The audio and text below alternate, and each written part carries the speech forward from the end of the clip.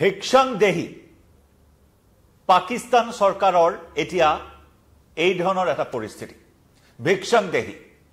হাহাকাৰ পাকিস্তানত কাৰণ এই নিশাৰ যুদ্ধত পাকিস্তান দেউলিয়া হৈছে আৰু যদি যোৱা হয় যোৱা 3টা দিন ধৰি পাকিস্তানে ভাৰতৰ বিৰুদ্ধে যিসমূহ অভিসন্ধি ৰচনা কৰিছে ভাৰত আক্ৰমণৰ যি পৰিকল্পনা কৰিছে আৰু বিশেষকৈ যোৱা নিশা ভাৰতত 50ৰো অধিক ড্ৰোন ৰকেট মিছাইলেৰে আক্ৰমণ কৰিলে আৰু এই 3টা দিনতে দেউলিয়া হৈ পৰিছে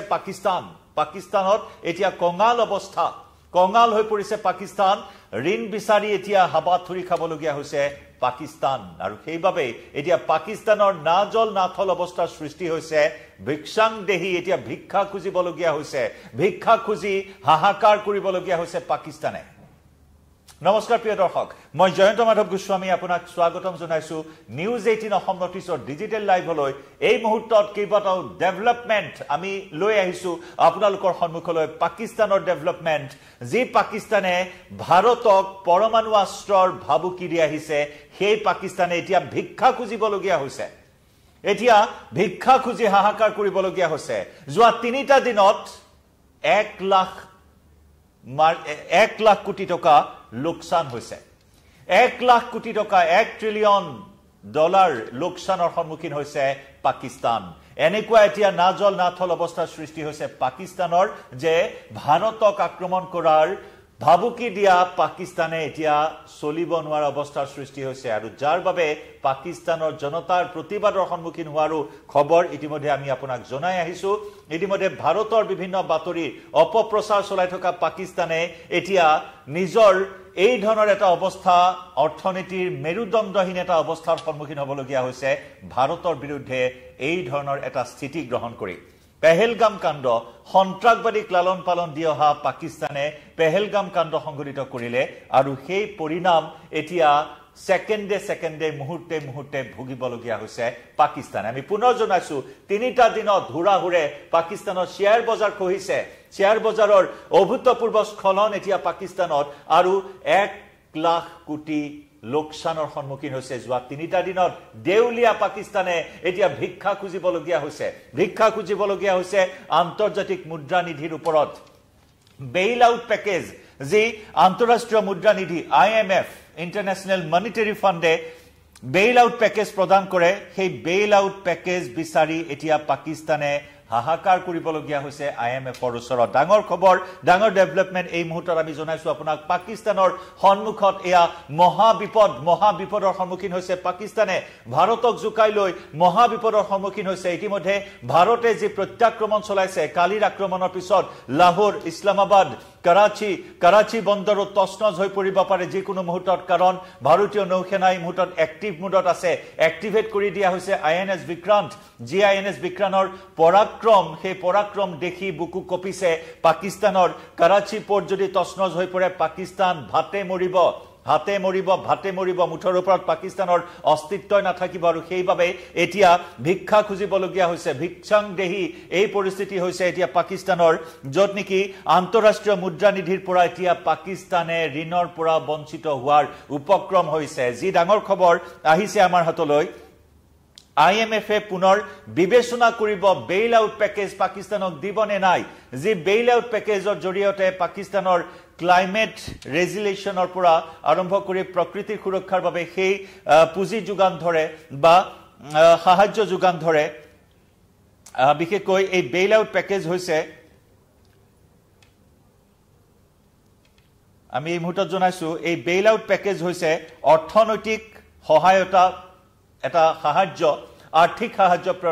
প্ৰদান কৰা হয় ইন্টাৰনেশ্যনেল মনিটাৰী ফাণ্ডৰ পৰা আৰ্থিক সাহায্য প্ৰদান কৰা হয় ক্লাইমেট ৰেজিলেন্সৰ কাৰণে আৰু সেই পৰিৱেশ সংৰক্ষণৰ বাবে প্ৰদান কৰা সেই পুঁজি বা সেই পেকেজ ইতিমধ্যে দিবনে নাই IMF তাক বিবেচনা কৰাৰ খবৰ আহিছে এই মুহূৰ্তত লগতে এই ক্ষেত্ৰত ভাৰতেও এটা গুৰুত্বপূৰ্ণ ভূমিকা পালন কৰিছে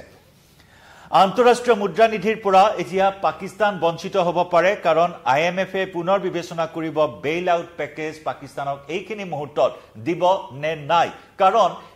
IMF পৰা প্ৰদান কৰা বা বিভিন্ন দেশে প্ৰদান কৰা এই সাহায্য পুঁজি পাকিস্তানে সদায় সন্ত্ৰাসবাদী কাৰ্যকলাপত খৰচ কৰি আহিছে সন্ত্ৰাসবাদী কাৰ্যকলাপত ব্যয় কৰি আহিছে আৰু ভাৰতক অস্থিৰ কৰাৰ পৰিকল্পনাত সেই ধন সেই পুঁজি ব্যৱহাৰ কৰি আহিছে সন্ত্ৰাসবাদক ভৰণ পোষণ সন্ত্ৰাসবাদক লালন পালন ফাণ্ডিঙৰ বাবে সেই পুঁজিৰ অপব্যৱহাৰ কৰি আহিছে পৰিৱেশ সংৰক্ষণৰ বাবে প্ৰদান কৰা পুঁজিৰ এনে অপব্যৱহাৰ আৰু সেই অপব্যৱহাৰ ইতিমধ্যে ভাৰতে আন্তৰ্জাতিক মঞ্চত তথ্য প্ৰমাণ সহ দাঙি ধৰিছে সন্ত্ৰাসবাদী কেনেদৰে লালন পালন দি আহিছে পাকিস্তানে গতিকে এনেকুৱা এটা জটিল সন্ধিক্ষণত পাকিস্তানক IMFে সেই পুঁজি যোগান ধৰিব নে নাই সেই বিষয়ে বিবেচনা কৰিব বুলি জানিব পৰা হৈছে য'ত নেকি 160 কোটি ডলাৰ ঋণ নাপাব পাৰে পাকিস্তানে 1.6 বিলিয়ন মাৰ্কিন ডলাৰৰ পৰা বঞ্চিত হ'ব পাৰে পাকিস্তান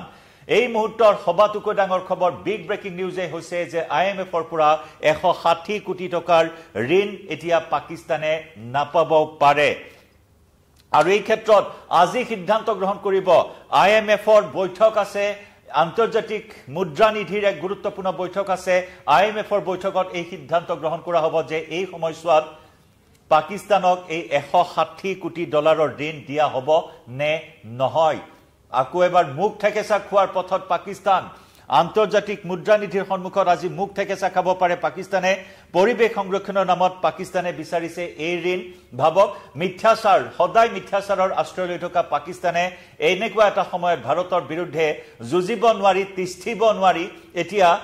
IMFৰ পৰা পৰিৱেশ সংৰক্ষণৰ নামত 160 কোটি ডলাৰ ঋণ বিচাৰিছে ভাৰতে ইতিমধ্যে ভাৰতৰ ফালৰ পৰা আমি ইতিমধ্যে উল্লেখ কৰিছো ভাৰতেও এক গুৰুত্বপূৰ্ণ ভূমিকা পালন কৰিছে এই বিষয়টোত ভাৰতে ইতিমধ্যে হেঁচা প্ৰয়োগ কৰিছে IMFৰ ওপৰত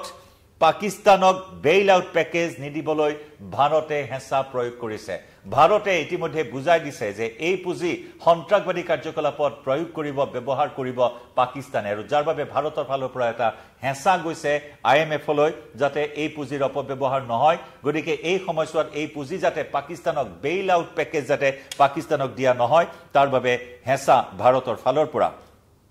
কাৰণ পেকেজৰ ধন সন্ত্ৰাসবাদীৰ পোহপালত খৰচ কৰি আহিছে পাকিস্তানে সন্ত্ৰাসবাদ নাথাকিলে পাকিস্তানৰ অস্তিত্ব নাথাকিব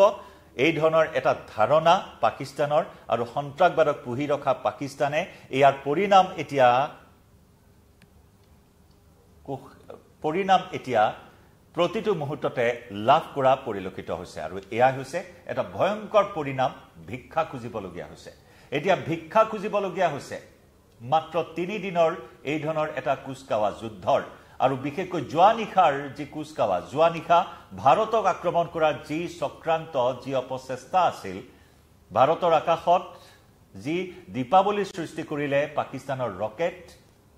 পাকিস্তানৰ মিসাইল পাকিস্তানৰ ফাইটাৰ জেটেৰে কিন্তু প্ৰত্যেকটো পৰিকল্পনাই তছনছ কৰি পেলালে ভাৰতে যে নেকি যোৱা 3টা দিনত এক কথাত পাকিস্তানৰ জনতাৰ পকেটত বিস্ফোৰণ হৈছে পাকিস্তান চৰকাৰৰ পকেটত বিস্ফোৰণ হৈছে এই বিস্ফোৰণ লোকসানৰ বিস্ফোৰণ এই বিস্ফোৰণ এতিয়া অৰ্থনৈতিক বিস্ফোৰণ অৰ্থনৈতিক মন্দাৱস্থায় তছনছ কৰা অৰ্থনীতি কুঙা কৰা পাকিস্তানৰ দুঃসাহস দুঃস্বপ্ন জম্মু কাশ্মীৰ দখল কৰা ভাৰতক অস্থিৰ কৰা এতিয়া আৰু সময় নাই পাকিস্তানৰ হাতত পাকিস্তানৰ এবাৰ নিস্তাৰ নাই অৰ্থনৈতিকৰ পৰা আৰম্ভ কৰি কূটনৈতিকৰ পৰা আৰম্ভ কৰি সকলো দিশৰ পৰা কেকুৰা চেপাত এতিয়া উশাহ নিশাহ বন্ধ হোৱাৰ উপক্ৰম হৈছে পাকিস্তানৰ আৰু সেইবাবে এই 3টা দিনতে দেউলিয়া হোৱা পাকিস্তানে এতিয়া আন্তৰ্জাতিক মুদ্ৰা নিধিৰ ওচৰত ভিক্ষা খুজিবলগীয়া হৈছে পৰিৱেশ সংৰক্ষণৰ নামত বেইল আউট পেকেজ বিচাৰিছে আৰু এতিয়া বিবেচনা কৰিব আজিৰ বৈঠকত IMFে এই ঋণ এই সময়ত পাকিস্তানক দিবনে নাই একে সময়তে ভাৰতে তীব্ৰ হেঁচা প্ৰয়োগ কৰিছে যাতে IMF আন্তৰ্জাতিক মুদ্ৰা নিধিয়ে এই পুঁজি এই সময়ত পাকিস্তানক যোগান নধৰে কাৰণ পাকিস্তানে সন্ত্ৰাসবাদৰ ভৰণ পোষণ পোহপালত খৰচ কৰিব সেই পুঁজি ইয়াতকৈ আৰু দুৰ্যোগ নাই ইয়াতকৈ আৰু লজ্জাৰ বিষয় নাই পাকিস্তানৰ মুখলজ্জা নিবাৰণৰ বাবে হাহাকাৰ কৰিবলগীয়া হৈছে এই মুহূৰ্তত পাকিস্তানে অস্তিত্বৰ সংকটত এতিয়া পাকিস্তান